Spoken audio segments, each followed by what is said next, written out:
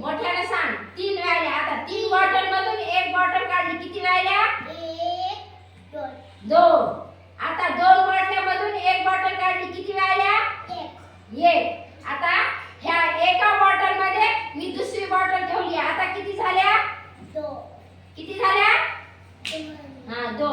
इथं मोठ्याने सांग. 2.